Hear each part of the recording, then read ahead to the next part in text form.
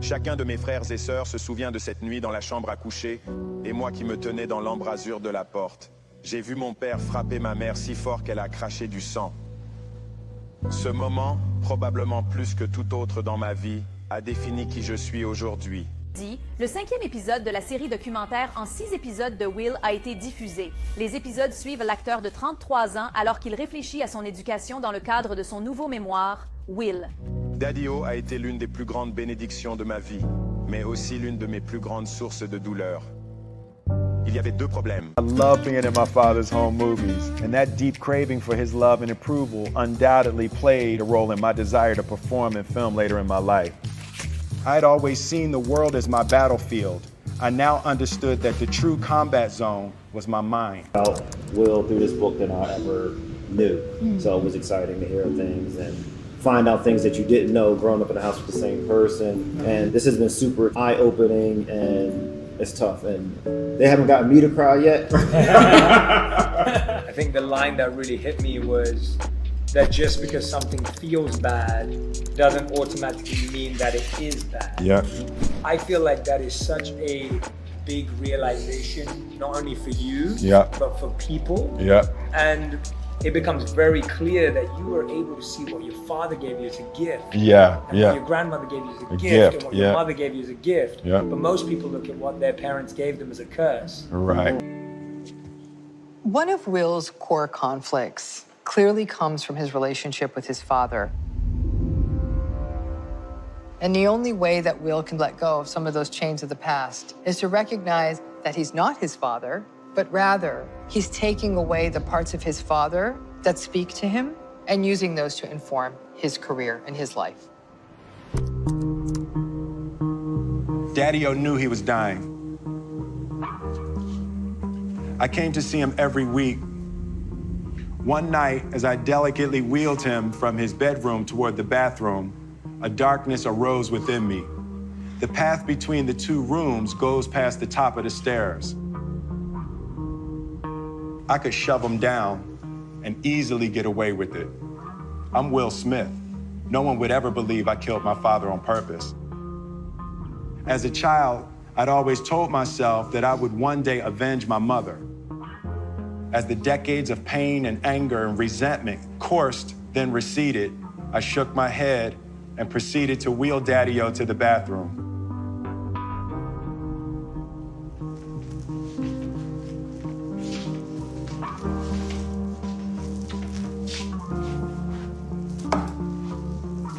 Hey, Dad, I said nervously. Okay. You did good. He took a pull off his Tarrant 100, turned his eyes back to the TV. He didn't seem like he was ready to go there just yet, but I was. I'm saying you did a great job with your life. And when you're ready to go, I want you to know that it's okay. You raised me well, and I got it from here. I'm gonna take care of everybody you love. Daddy-O nodded his head, his eyes welled. The soldier was gone.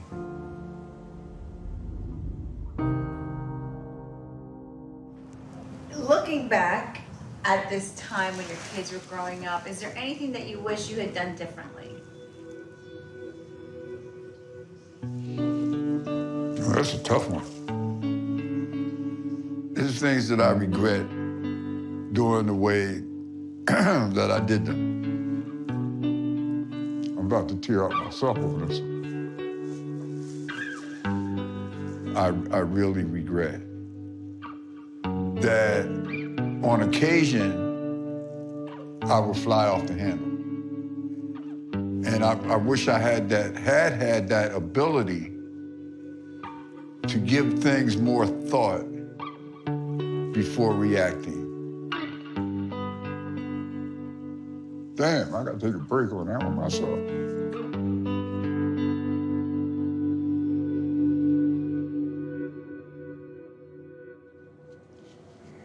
What Daddy-O knew in his final moments is that you must give it to receive it. Daddy-O had poured all of his gifts into me, and at the end of his life, he saw that I had used them to build my life. He was fulfilled through his giving, and warts and all, he was content in how he had loved me. And then by the grace of a benevolent creator, in his final days, when he had nothing left, I was blessed to pour my gifts into him.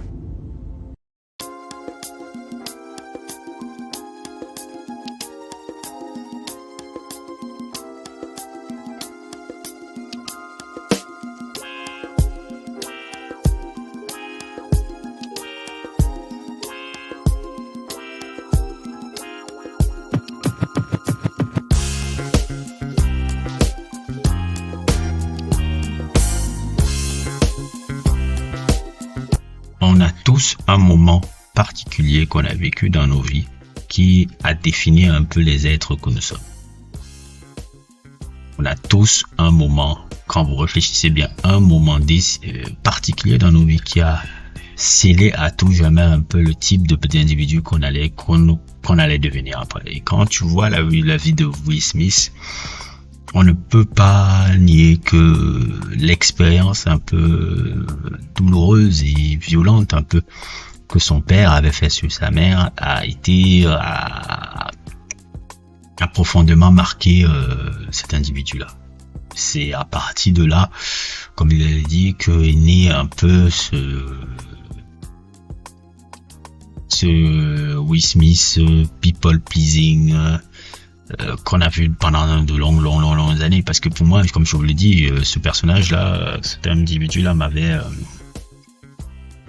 dans les années 90, c'était un peu quelqu'un qui m'avait un peu agacé un peu par l'image qu'il renvoyait. Il renvoyait trop une image positive, l'image d'un homme noir ultime, une image très bien travaillée de sa personnalité, une image un peu du black excellence mixé un peu à du black relationship goal, black family goal, quelque chose un peu qui pour moi déjà me dérangeait, parce que pour moi, je dis pas que j'aime voir les gens souffrir et que j'aime voir les trucs, mais j'aime voir une certaine forme d'authenticité, et c'était pas totalement authentique pour moi.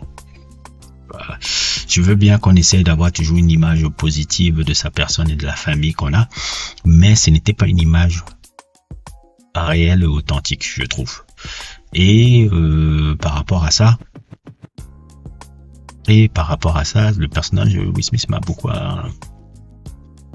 agacé. Et quand tu vois la lecture de son livre, où tu arrives à comprendre un peu les traumas qu'il a vécu, et tout y quanti, tu arrives à comprendre, mais je me soupçonnais déjà à travers les interviews, à travers le truc, à travers les infos recoupées, où je pouvais déjà soupçonner que le personnage était déjà un personnage qui souffrait de ça, un personnage qui avait truc, et ça m'a permis enfin d'avoir un peu foncièrement un peu de l'empathie pour lui, de voir que c'est un bon gars qui veut seulement faire plaisir aux gens.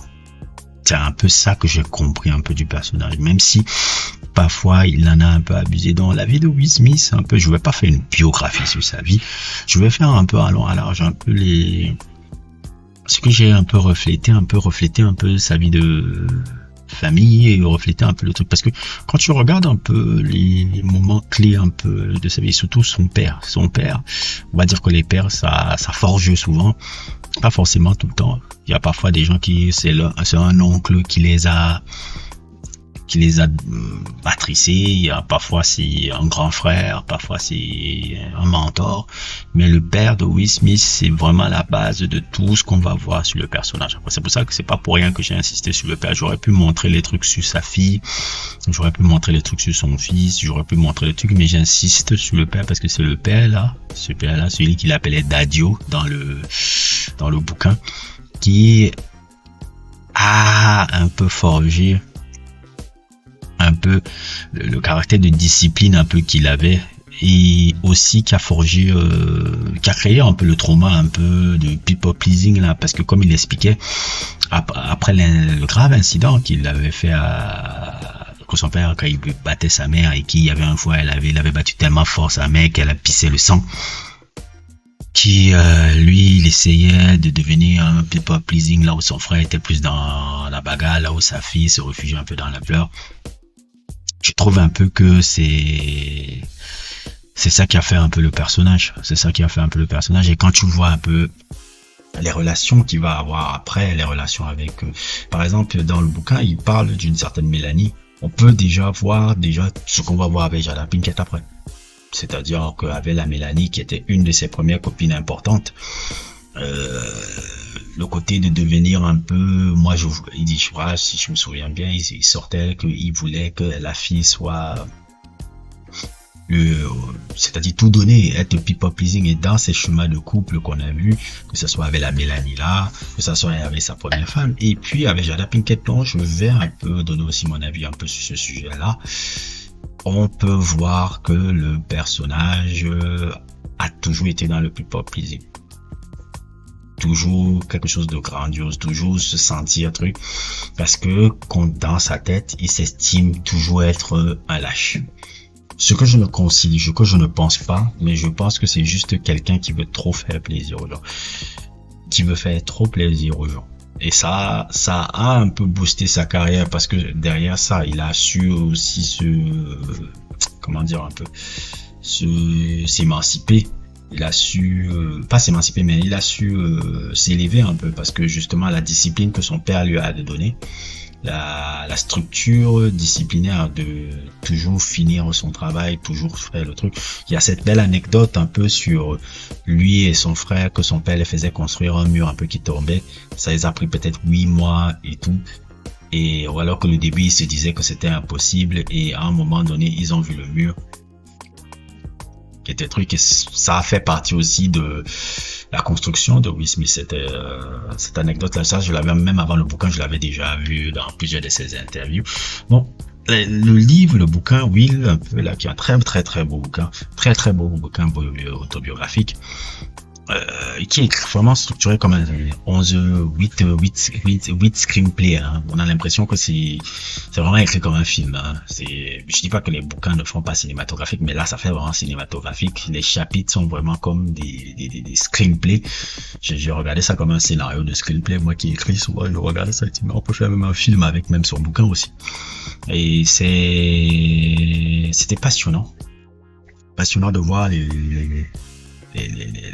périodes, les grandes périodes un peu de sa vie par rapport à généralement sa carrière un peu avec Jazzy Jeff, comment on découvre aussi mieux Jazzy Jeff, un peu le génie qu'il est.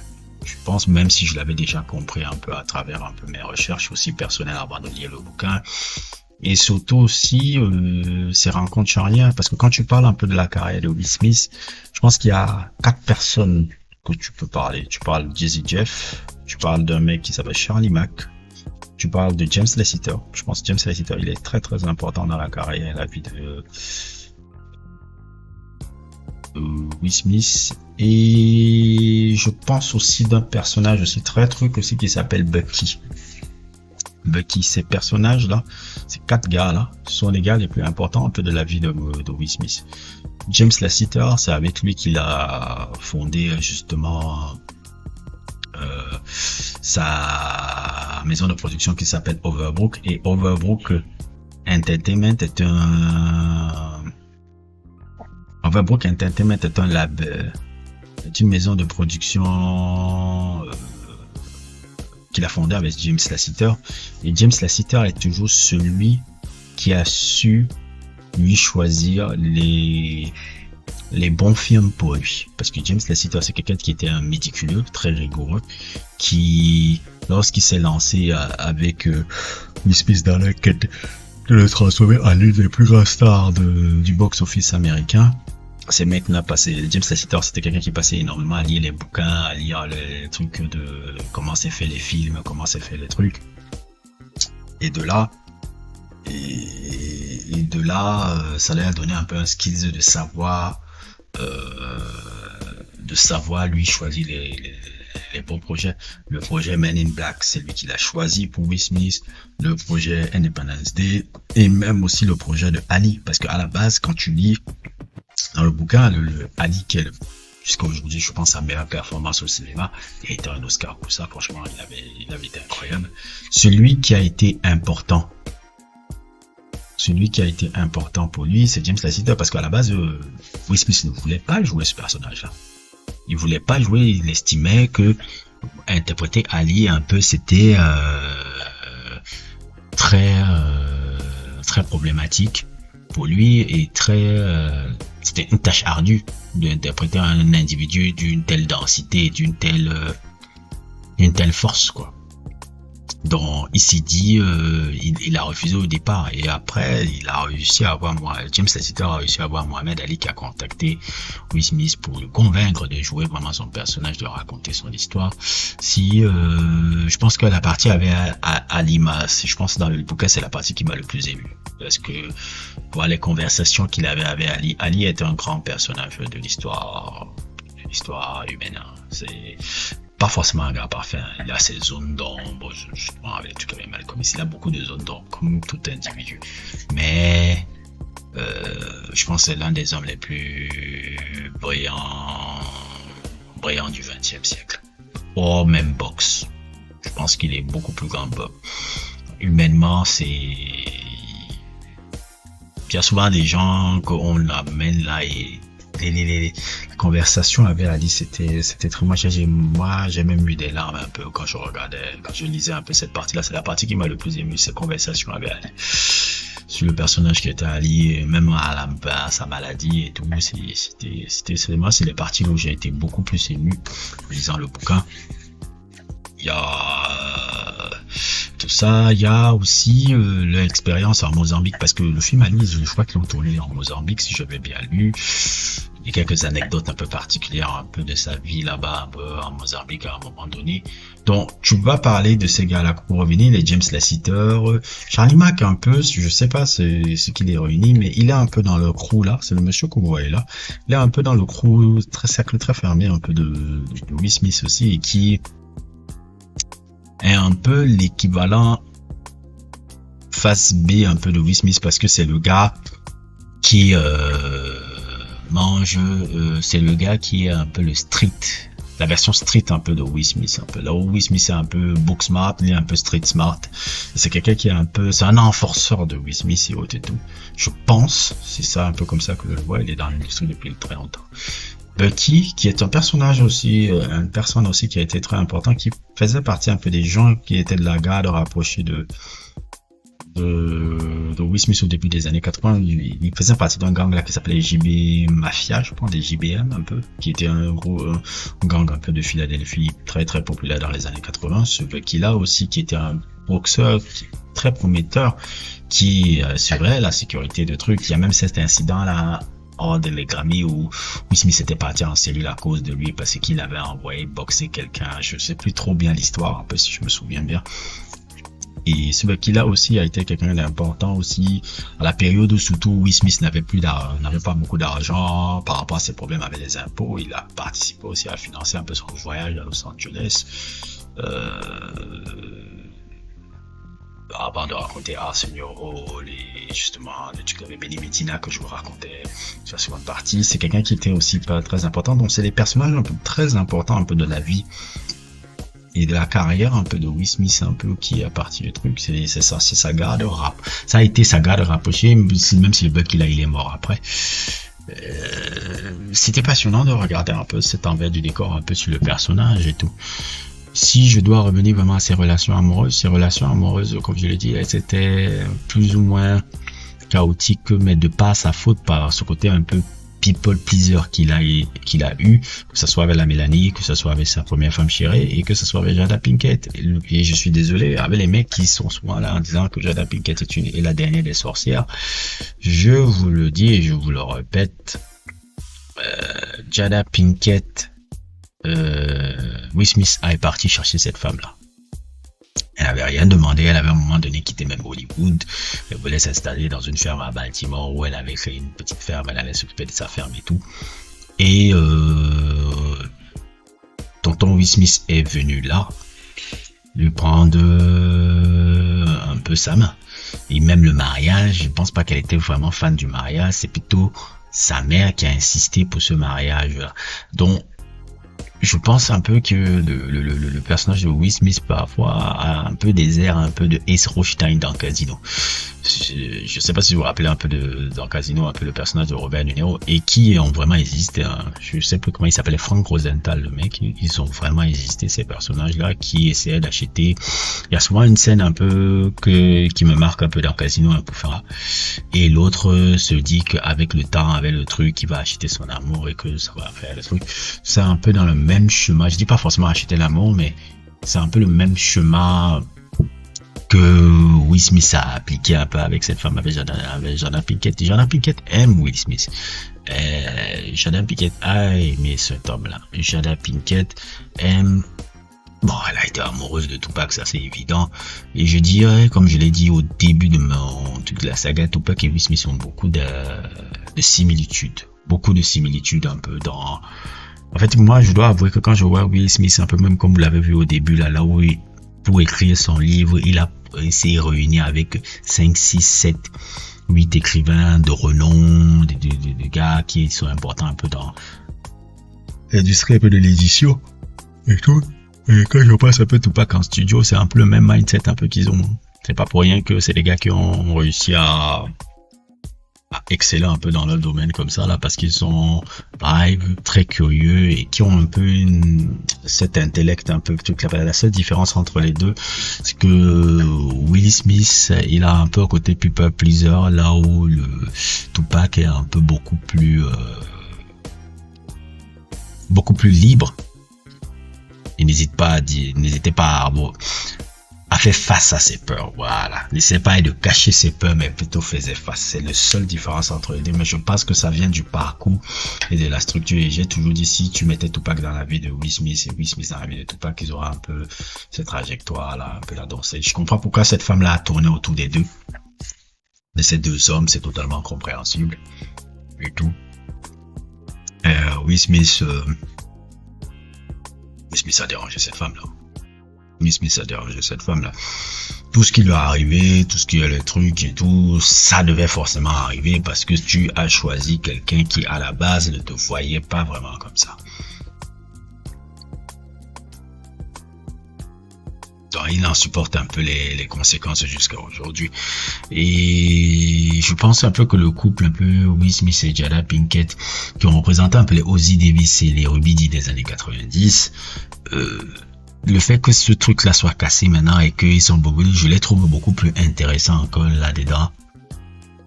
Avec le fait qu'ils soient beaucoup plus authentiques, on va dire beaucoup plus authentiques dans leur perception médiatique actuellement là. Et pour revenir aux enfants, c'était très intéressant de voir vraiment ces relations avec ces enfants que sont très Jaden et qui est un peu un personnage qui a grandi beaucoup plus avec sa mère. C'est-à-dire l'influence de sa mère est beaucoup plus grande un peu par rapport à ça. Et Jaden et Willow, Jaden Smith et Willow, c'est un peu les enfants de Jada Pinkett un peu. Hein. C'est elle. Je sens que Jada Pinkett a beaucoup plus d'influence sur ces deux enfants que lui. Surtout Willow, je peux vous montrer mon sujet un peu empathogène qui est sorti sur Willow, qui était un super sujet. Il y a un autre info que j'avais fait avant, mais mon sujet sur empathogène encore bien, je vais vous sortir les deux. Et le truc un peu sur Jaden Smith, c'est un peu comment il a voulu faire un peu de ses enfants, un peu bon.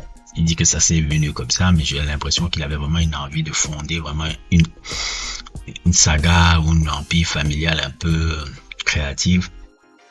Là, imposer ses enfants un peu dans le show business, l'un dans le cinéma, l'autre dans la musique. Je pense que Willow Smith aussi n'a pas pu... je pense que sa relation avec sa fille qui a été un peu compliquée, justement par ce que sa fille lui reprochait à l'époque de Whip My Hair. Elle voulait le transformer un peu en Justin Bieber, en produit marketing. Et la manière dont elle a courageusement fait face à son père pour justement avoir la direction musicale qu'on voit depuis l'adolescence.